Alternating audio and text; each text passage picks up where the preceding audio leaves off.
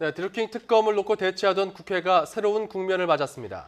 여당 신임 원내대표가 선출됐고 한국당 김성태 원내대표는 단식을 중단했는데요. 모레 원포인트 본회의 가능성이 제기됩니다. 네, 전국 소식 배종호 세한대 교수, 서성교 바른정책연구원장과 차근차근 짚어보겠습니다. 두 분 어서 오세요. 안녕하세요. 자, 일단 꽉 막혀있던 국회, 민주당의 새 원내대표가 이제 선임이 되면서 과연 좀 이 막힌 전국이 좀 풀릴 수 있을까 좀 관심이 집중되고 있어요.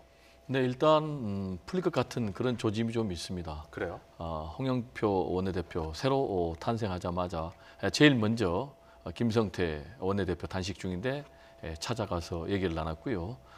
물꼬를 터보자 이런 얘기를 했고, 그리고 또 단식 중인 김성태 원내대표도 단식을 중단했습니다. 그래서 이런 걸로만 보면은 이제 앞으로 협상의 물꼬가 터질 것도 같은데, 여전히 이제 한국당 그리고 민주당의 입장이 팽팽하기 때문에 앞으로 좀 두고 봐야 되겠다 이런 전망이고, 바뀔 가능성도 있지만 그 얘기보다는 좀 바뀌어야 되겠다 이런 얘기를 좀 드리고 싶습니다. 예. 왜냐하면 현재 국회에 계류 중인 법안만 7천여 건이라고 그리고요. 또 지금 4월 임시국회는 본회의 한 번 열지 못하고 파행으로 끝났고, 지금 5월 임시국회도 파행이 계속되고 있지 않습니까? 그런 상황에 이제 산적한 민생 개혁 법안들이 기다리고 있고, 또 이제 판문점 국회 비준 동의안도 있고, 특히 이제 일자리가 급한데 청년 실업률이 17년 만에 최고니까 추가 경쟁 예산을 통과를 해야 된다. 이런 것들이 지금 남아 있기 때문에 국민들 입장에서는 싸움만 하는 국회가 아니고 이제는 일하는 국회, 그리고 국민이 걱정하는 국회가 아니고 국민을 걱정하는 국회가 좀 됐으면 좋겠다. 네. 이런 말이 나올 것 같습니다. 네, 그리고 홍영표 원내대표 그리고 김성태 원내대표 간의 공통점도 특징이 있습니다. 둘 다 노동계 출신인데 그 외에도 다른 공통점이 있지 않습니까? 이게 대화에서 이점이 될까요? 네, 아무래도 교수님 말씀하신 대로 꽉 막힌 여야 대화가 조금 풀리지 않을까 이렇게 예상해 볼 수 있는데요. 홍영표 민주당 신임 원내대표도 노동계 출신입니다. 대우자동차 노조 사무처장을 지냈고 1995년 민주노총 결성 당시에 상당한 역할을 했고, 그 이후에 수도권인 인천에서 국회의원을 3선했습니다. 그리고 자유한국당의 김성태 원내대표도 그 한국노총 출신으로 사무처장을 지냈고 서울에서 국회의원 3선을 하면서 19대 국회에서는 두 분이 환경노동위원회 간사를 지냈기 때문에 많은 대화와 협상을 했을 거라고 생각을 하고, 두 분 나이 동안 비슷합니다. 예. 그래서 홍영표 시민 원내대표가 61세고 김성태 원내대표가 60세인데 둘 사이에 그냥 호형이 호재하는 정도로 친구같이 아주 친하게 지내고 있기 때문에 예. 아무래도 꽉 막힌 전국이 돌파되는 계기를 마련할 수 있지 않을까 그렇게 싶고요. 홍영표 민주당 신임 원내대표도 통큰 정치, 협치의 정치를 해서 꽉 막힌 전국을 풀겠다라고 이야기했기 때문에 아무래도 기대가 큽니다. 그런 실마리인지 홍영표 신임 원내대표가 오고 나서부터 김성태 원내대표도 단식을 풀었습니다. 근데 또 그렇다고 해서 국회로 또 바로 가겠다, 이건 아닌 것 같더라고요. 그렇습니다. 지금 이제 홍영표 새 원내대표 탄생을 했으니까 꽉 막힌 국회를 정상화시킬 그런 책무가 있는 건 사실인데요. 지금 이제 홍영표 원내대표 같은 경우는 여권의 핵심 실세, 친문으로 꼽힙니다. 그래서 실세 원내사령탑이다 이렇게 평가를 받고 있는데, 예. 앞으로 당청 관계가 그래서 굉장히 강화될 것이다. 그래서 오히려 대야 협상이 강경 기조로 나갈 수도 있다. 이런 우려가 있는데요. 지금 이제 한국당 그리고 민주당 간의 핵심 쟁점이 결국은 이제 드루킹 특검입니다. 예. 근데 이제 드루킹 특검과 관련해서 한국당은 먼저 드루킹 특검을 받아라.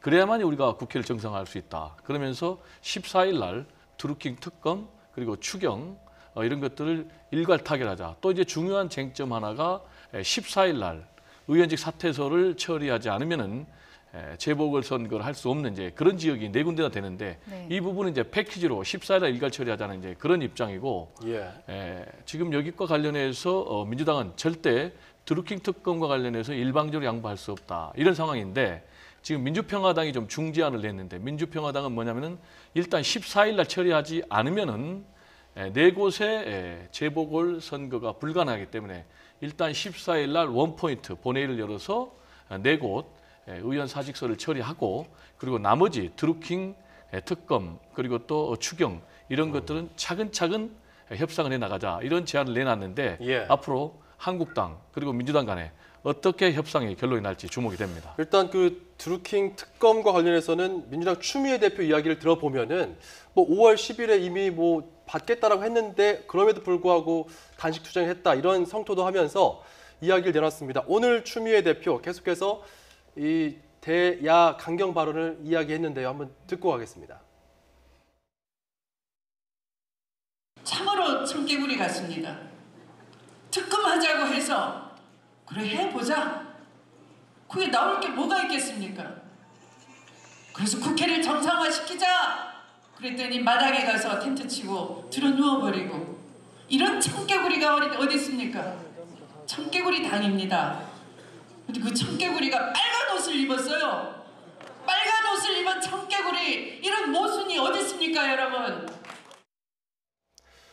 네, 김성태 원내대표와 한국당을 묶어서 굉장히 강한 어조로 비판을 한 건데요. 연일 강경 어조를 이어가고 있어요, 추미애 대표. 네, 오늘 그 충남 도당에서 민주당 지방선거 출마자다 그 출정식에서 아마 이런 이야기 했던 것 같은데 너무 자극적인 막말이지 않는가. 오히려 이 꽉 막힌 전국에 기름을 끼얹는 격이 됐다라고 볼 수 있습니다. 우리가 흔히 정치인의 말은 그 사람의 인격 수준이라고 이야기하고 있습니다. 추미애 대표 그동안의 독설 또 막말로 상당히 많은 문제를 야기시켰지 않습니까? 이런 집권 여당의 당 대표가 이런 시기에 이런 자극적인 말을 하는 것은 굉장히 바람스럽지 않다고 보여지고 있고요. 예. 그에 따라 가지고 김성태 대표가 또 뭐 뚫어진 입이라고 막말하지 말라 이런 상호간의 정당 그 지도자들 간에 예. 막말 이게 오고 가고 있는데 국민들이 보기에는 굉장히 눈살을 찌푸리는 발언이라고 보여지고 있고요. 추미애 대표가 또 작년에도 국민의당 지도부를 향해서 머리를 잘라야 된다라든지 또 그전에는 박근혜 전 대통령 정부가 계엄령을 준비하고 있다 이런 독설과 막말을 해서 상당히 전국을 경색시켰는데 이 전국이 지금 막 풀리려고 하는 시점에 여당 대표가 적절치 못한 말로 더 조금 전국을 어렵게 만들고 있지 않나 이렇게 그 보여집니다. 표현 자체에 대해서 이제 짚어주셨는데요. 그 추미애 대표 같은 경우는 오늘 이런 이야기도 했습니다. 김성태 원내대표와 만나서 특검을 받아주면은 자기도 단식을 풀겠다라고 이야기를 해서 어느 정도 교감을 이루었는데도 불구하고 도로 가서 다시 단식을 했다는 거거든요. 그래서 이런 강경한 발언을 했다는 건데 여기에 대해서는 뭐 김성태 원내대표의 책임 혹은 뭐 민주당 추미애 대표의 책임 이 부분을 좀 가릴 수 있을까요? 제가 이제 출연하기 전에 추미애 대표 발언을 쭉 전부 읽어봤거든요. 근데 지금 이제 우리 원장님이 이제 막말이라는 표현을 했는데 제가 볼 때는 막말의 그런 거친 표현은 없고 좀 톤이 높고 자극적인 부분이 있는 것 같은데 쭉 발언을 보니까 추미애 대표 입장에서는 상당히 배신감을 느끼는 것 같아요. 어떤 배신감이냐면 이제 김성태 원내대표를 만났더니 특검을 좀 제발해 주십시오라고 해서 오케이 그럼 기존에 우리가 특검 결사 반대해서 특검을 수용하겠다라고 해줬더니 도로 단식 농석을 했다. 그래서 이제 굉장히 배신감을 느낀 것으로 이렇게 해석이 되고요. 그리고 그런 연장선상에서 청개구리다. 그리고 이제 자유한국당의 색깔이 빨간색이니까 빨간색 옷을 입은 청개구리다. 이렇게 이제 표현한 것 같고 지금 추미애 대표 입장에서는 마냥 양보할 수 없다. 그리고 마냥 밀릴 수 없다라는 차원에서 이제 강하게 지금 한국당을 향해서 견제 또 반박의 목소리를 낸 것 같고요. 지금 기본적으로 한국당은 지금 현재 위장평화쇼다라면서 문재인 정부를 공격하지만은 지금 민주당에서는 앞으로 계속해서 과연 누가 평화 세력이냐 그리고 누가 반평화 세력이냐 이런 프레임을 계속 이번 지방선거에 갖고 가겠다는 이제 그런 입장이기 때문에 예. 우리가 평화 세력이고 자유한국당이 반평화 세력이다라는 이제 프레임을 만들기 위해서 이런 얘기를 한 것 같은데 그렇지만 이제 기본적으로 지금 이제 협상 국면으로 가는 상황이기 때문에 홍준표 대표도 그러고 추미애 대표도 그러고 여야가 협상을 통해서 국회를 정상화할 수 있도록 그런 발언을 좀 할 필요가 있지 않나 이런 생각이 듭니다. 네. 네, 맥락은 전체적으로 이러한데 어쨌든 홍영표 신임 원내대표가 선출이 됐기 때문에 어떤 새로운 국면으로 갈 수 있는 역할에 대한 기대도 높아지고 있는 것 같습니다. 어떤 행보를 앞으로 보일 것으로 예상이 되십니까? 네, 일단 그 홍영표 원내대표가 그 원내대표진들을 아마 빨리 조기에 구성을 한 것 같습니다. 수석 원내 부대표와 또 원내 대변인과 또 부대표단을 구성을 해서 야당과 협상에 임할 준비를 하는 것 같고요. 자유한국당에서도 내일 의총을 열어서 아무래도 신임 홍영표 원내대표 체제 출범에 대해서 어떻게 국회를 대할지 또 지방선거를 어떻게 전략을 채택할지 아무래도 논의를 할 것 같은데 조금 걱정되는 부분은 아까 말씀하신 대로 그 추미애 대표가 그 전에 우원식 그 전 원내대표가 김성태 원내대표랑 협의를 할 때 조건부 있는 특검을 받겠다 그랬는데 이 조건이 굉장히 달성하기 어려운 상황이었거든요. 그런 측면에서 일단은 특검을 받으면은 국회를 정상화시키겠다라고 자유한국당 김성태 대표가 이야기를 했고 또 그 이전에 지난 4월 23일 날 야3당이 공동으로 특검 법안을 발의를 했습니다. 그래서 야당이 요구하고 있고 또 추미애 대표가 얘기했듯이 문제가 없으면 특검법을 받겠다고 했으면 특검법을 빨리 받을 필요가 있고요. 그 당사자인 김병수 의원도 본인이 특검법을 받겠다라고 이야기를 했기 때문에 특검법을 빨리 받고 국회를 정상화시키는 게 바람직스럽고 필요하지 않을까 그렇게 보여집니다. 예. 자, 앞서 좀 언급이 됐지만 이런 가운데 개점 휴업 중인 국회 당장 이번 재보궐선거의 변수도 됐습니다. 그러니까 이 좀 국회 내에서 처리해야 될 것이 있는데 바로 지방선거에 출마하게 된 현역 의원들 사직서를 국회의장에게 내고 이것을 이제 국회에서 처리를 해야 되는데 이게 지금 처리가 안 되고 있다면서요? 그렇습니다. 이제 말씀하신 곳이 네 곳인데 인천에 한 곳, 그리고 영남에 두 곳, 그리고 충남에 한 곳인데 이 네 곳이 다 광역단체장 출마를 위해서 현역 의원들이 사직서를 낸 것입니다. 그래서 이 네 명의 사직서를 14일까지 처리하지 않으면은 문제는 내년 4월로 재보궐선거가 연기된다는 것입니다. 자동으로 연기되는 겁니까? 그렇습니다. 그게 이제 선거법상 그렇게 돼 있습니다. 그렇게 되면 무슨 문제가 생기냐면은 해당 지역구의 유권자, 주민들은 대표가 없는 그런 문제가 생기는 거죠. 그래서 지금 민주당에서는 이거는 기본적으로 국민 유권자의 참정권을 박탈하는 것이다. 그리고 반헌법적인 그런 행태가 일어난다. 그래서 조건 없이 14일 날 국회 본회의에 참석을 해서 이걸 처리해야 된다라고 얘기를 하고 있고요.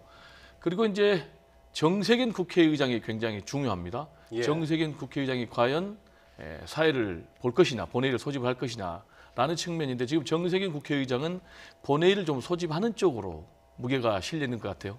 그래서 이제 여기에 대해서 한국당은 직권상정이라고 반복을 하고 있는데 아니다. 정세균 의장은 직권상정이 아니고 자동 부의가 된 것이기 때문에 이걸 처리해야 된다라는 입장이고 만약 이제 정세균 국회의장이 이걸 처리할 경우에 과연 국회 제적 과반을 넘길 것인가?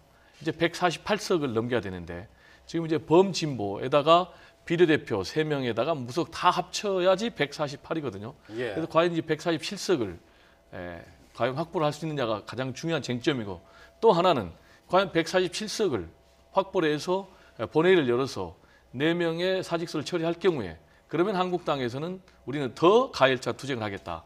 이런 입장에서 뭔가 지금 여야 간에 정치적인 협상, 절충이 필요한 상황이 아닌가 이런 생각이 듭니다. 네. 당장 14일이면 모레입니다. 이번 돌아오는 월요일인데 그래서 말씀해 주셨지만 어떤 의견 가지고 계십니까? 열릴까요? 정세균 국회의장의 임기가 5월 말까지입니다. 지금 해외 출장도 취소하고 국회 정상화를 위해서 애쓰고 계시는데 아무래도 직권상정에 의한 원포인트 국회는 바람직스럽지도 않고 열리기가 어렵지 않을까 이렇게 보여지고요.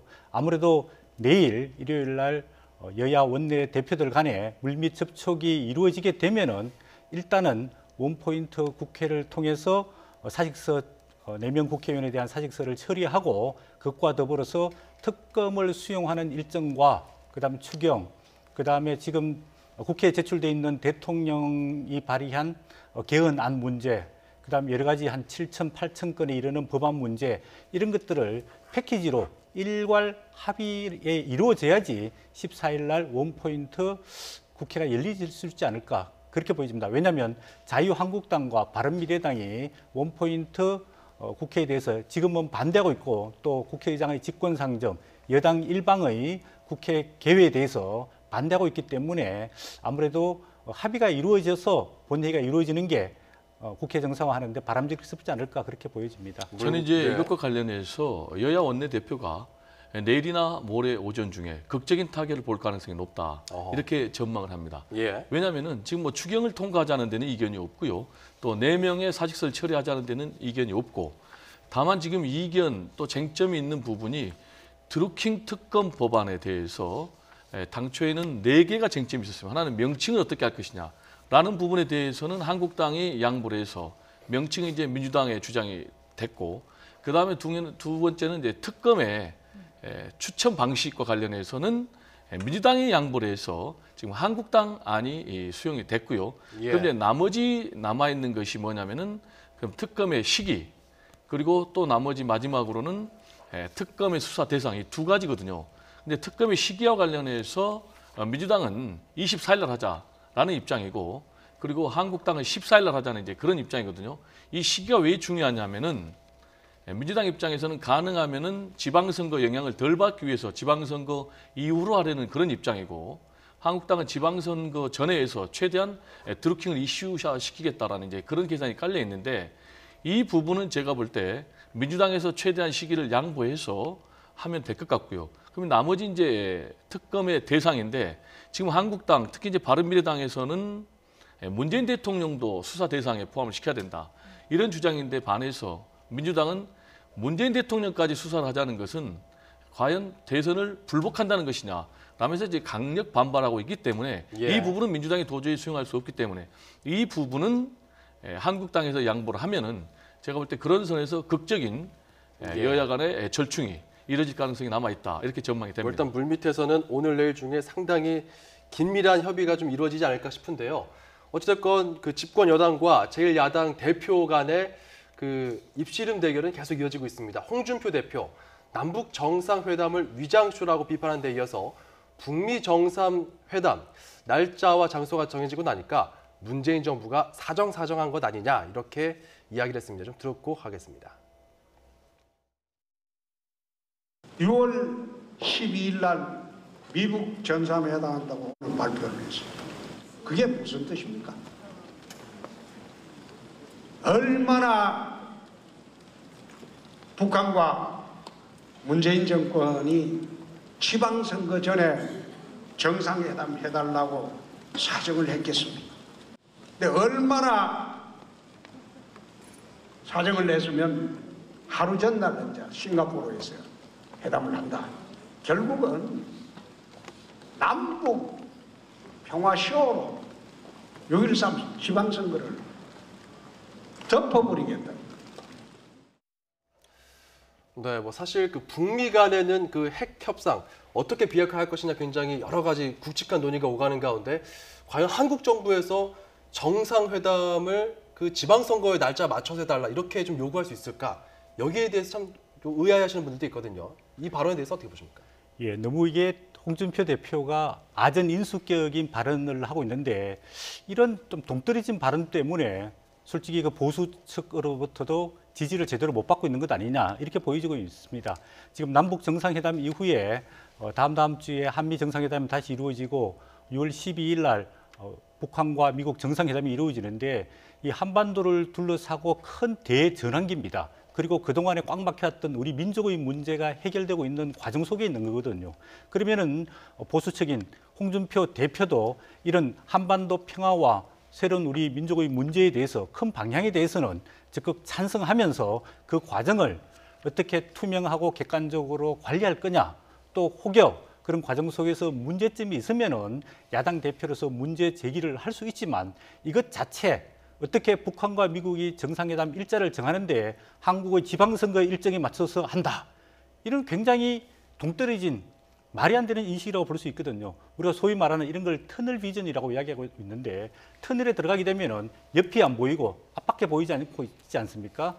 이런 인식에서 빨리 벗어나야지 홍준표 대표가 말하는 새로운 보수, 신보수주의로 국민들의 지지를 네. 다시 받을 수 있는데, 그동안에 보수가 집권 한 9년 동안에 제대로 남북 문제를 해결하지 못하고 관리하지 못해왔지 않습니까? 이제라도 대한민국 보수가 새롭게 태어나려면은 앞으로 이 한반도 평화 문제, 또 우리 민족의 문제, 또 미국과 중국과 일본과 러시아의 문제를 외교 관계를 어떻게 할 건지에 대해서 좀 미래지향적으로 바라보고 정립할 필요가 있다라고 보여집니다. 예. 네, 이 홍준표 대표의 발언에 대해서 그래서 이제 바른미래당 하태경 최고위원이 째째하다라고 표현을 하면서 반박을 했습니다. 네. 이 내용을 좀 정리를 해보면 통 큰 보수는 축하와 성공을 해줘야 한다.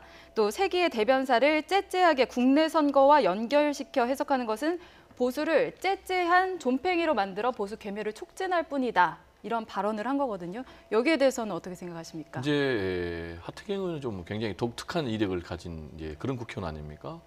학생 시절에는 이제 학생 운동권이었고 또 국가보안법을 위반했다고 해서 징역 2년이나 실형을 산 이제 그런 전력이 있는데 한국당으로 이제 국회의원이 돼가지고 결국은 새로운 보수를 만들기 위해서 탈당을 해서 지금 유승민 대표와 같이 정치를 쭉 하고 있는 이제 바른미래당 소속인데 그런 차원에서 제가 볼 때는 새로운 보수를 만들기 위해서 홍준표 대표와 대립각을 세우는가 동시에 쓴소리를 한 것이 아닌가. 지금 기본적으로 바른미래당은 새로운 미래의 새로운 보수의 중심이 되겠다 이제 그런 전략 아니겠습니까? 예. 그래서 새로운 보수, 자신들이 생각하는 새로운 보수는 건전하고 합리적인 보수다. 즉 건전하고 합리적인 보수는 뭐냐? 비록 진보 진영, 여당이라 할지라도 잘한 것은 잘했다라고 인정하고 칭찬하는 그런 보수다라는 생각을 갖고 있는 이제 자신의 기본 인식을 얘기하는 건데요. 제가 볼 때 이제 상당 부분 공감이 가는 게 지금 사실상 박근혜 전 대통령의 탄핵 그리고 구속 재판 또 이명박 전 대통령의 구속 재판으로 인해서 보수가 괴멸된 이런 상황 아니겠습니까? 예. 이런 상황에서 보수를 괴멸하는 가장 첩경은 뭐냐라면 결국 이제 국민과 함께하는 국민의 정서와 함께하는 이제 그런 모습인데 그런 차원에서는 홍준표 대표가 너무 괴리감이 있지 않나. 그런 측면에서는 홍준표 대표도 좀 국민의 정서와 함께하는 예. 그리고 통 큰 보수처럼 인정할 것은 인정하고 칭찬할 것은 칭찬하는 그런 보수의 모습을 보여줄 필요가 있지 않나 이런 생각이 듭니다. 아무래도 이제 지방선거가 다가오다 보니까 조금 더 그 나를 세우고 있는 분위기가 감지되는 것 같은데요.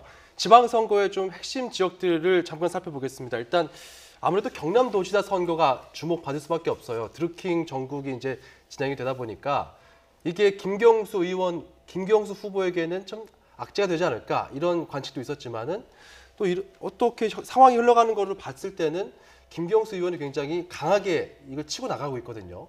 지금 이 지역의 판세는 어떻게 봐야 될까? 네, 지금 판세로는 김경수 의원이 약간 앞서는 걸로 보여지는데 그러나 아직 경찰이 수사를 하고 있고 지방선거가 오늘부로 딱 한 달 남았지 않습니까? 그 과정 속에서 어떤 게 더 밝혀지게 되게 되면은 큰 영향을 미칠 것이라고 보여집니다. 드루킹 이게 의혹이 제기되다가 김경수 의원이 나는 무관하다. 그렇게 소위 말하는 꼬리 자르기, 선거키를 하면서 본인은 관여 안 된 걸로 드러나 있는데 자유한국당에서 김경수 의원과 드루킹의 관계를 좀 더 정확하게 실체를 잘 찾아내고 조금 홍략을 잘했으면은 이게 아무래도 큰 영향을 미쳤을 텐데 아직은 그런 역량과 의지가 조금 부족하게 보여지고 있고요. 그동안에 김경수 의원이 드루킹과의 관계를 보면은 처음에는 한 번도 만난 적이 없다. 그랬지만 결국은 7, 8회 만난 적이 있다. 또 본인은 보고를 받기만 했지 지시한 적은 없다. 그런데 결국은 본인이 기사들을 홍보해달라고 요청을 했고 또 받았고요. 또 그다음에 최근에 밝혀진 것 같이 2,700만 원에 이르는 후원금도 받았지 않습니까? 이런 실체적인 내용들이 더 나오게 되면 아무래도 드루킹 이 사건이 상당히 영향을 좀 미칠 거라고 보여지고 있고요. 상대적으로 김태호 후보는 그 지역에서 국회의원 2분에 도지사 2분을 지냈기 때문에 아직까지 본격적인 선거운동을 나서지 않았지만은 아무래도 본인이 선거운동에 나서게 되면은 아무래도 조금 판세가 이렇게 경합적으로 가지 않을까 보여지고 있고 경남은 이게 세 지역으로 나눠서 보면은 경남 동부 지역은 아무래도 민주당 지지자들 좀 많은 편이고요. 그 다음에 서부 지역은 자유한국당 지지자들 상당히 많은 지역입니다. 또 창원을 중심으로 한 중간 지역은 박빙이라고 보여지는데 아무래도 이런 경남 서부 지역의 자유한국당 지지자들의 투표율이 높게 되면은 조금 김태호 지사가 유리할 수도 있지 않을까 이렇게 보여집니다. 네, 지금 이제 원장님 말씀하신 팩트 중에 좀 다른 부분이 있어서 예. 드루킹 사건이 있는데도 불구하고 오히려 김태호 후보하고 김경수 후보 격차가 더 커져 버렸어요. 그게 무슨 얘기냐면은 당초에는 49대 한 36인데 지금 이제 58대 28로 2배 이상 벌어져 버렸거든요. 거꾸로 김경수 후보 같은 경우는 8%포인트가 올라가고 김태호 후보는 8%포인트가 추락을 했거든요. 그럼 이제 왜 이런 현상이 벌어졌는가과 관련해서 아무래도 핵심이고 그런 상황인데 문재인 대통령의 측근 핵심인데 위기감이 발로해서 친문 또 민주당 성향의 지지자들이 결집해서 이런 결과가 나온 것이 아닌가 이렇게 생각이 듭니다. 예. 네, 아무래도 또 지방선거의 꽃은 서울시장 아니겠습니까? 그 박원순 시장이 지금 우세하다는 그런 판단이 나오고 있지만 이에 맞서서 김문수 후보하고 안철수 후보도 대항마로 나오고 있습니다. 여기에 대해서는 어떻게 보시나요? 지금 이제 여론조사를 보니까 박원순 시장이 50% 이상으로 압도적인 우위를 점하고 있거든요. 그래서 안철수 후보하면 대략 12%, 그리고 김문수 후보하면 대략 10%. 그래서 두 분 합친 것보다도 2배 이상 이렇게 압도적으로 높기 때문에 지금 박원순 시장 같은 경우는 가능하면 변수를 만들지 않기 위해서 조용한 선거를 치르고 있는 양상인데 역시 관전 포인트는 김문수 후보, 안철수 후보 과연 누가 2등이 될 것인가. 그리고 과연 2등이 된 후보에게 보수 유권자들이 표를 결집을 해줄 것인가. 그래서 과연 2위와 3위 후보가 단일화를 할 것인가. 그래서 대역전을 만들 것인가라는데 예. 지금 여론조사 결과는 두 사람이 단일화를 해도 박원순 시장이 50% 이상 압승을 하는 것으로 나와 있기 때문에 제가 볼 때 현재 3자 구도가 계속되면은 예. 변수는 없지 않을까 이렇게 전망이 지금 됩니다. 짚어주신 그 관련 여론조사에서는 어느 기관인지만 좀 정리해 주시죠. 지금 이제 이게 대체적인 거기 때문에 예, 제가 예. 이제 특정 언론사를 여론조사 기관을 좀 얘기하는 거고 아마 예. 이제 리서치, 리얼미터 예. 등등에서 여러 가지 이제 여론조사가 나온 것이기 때문에 예.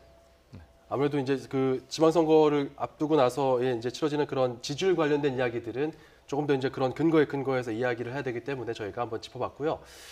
아무래도 지방선거 이제 한 달 앞으로 다가온 가운데 각 당에서는 치열하게 전략을 준비할 수밖에 없습니다. 저희가 차근차근 하나하나 사안들을 정리하면서 국민 여러분들 참정권에 좀 도움이 될 수 있도록 해드리겠습니다. 네, 오늘은 여기까지 듣겠습니다. 배종호 세안대 교수, 서성교 바른정책연구원장과 자세한 얘기 나눠봤습니다. 두 분 고맙습니다. 네, 감사합니다.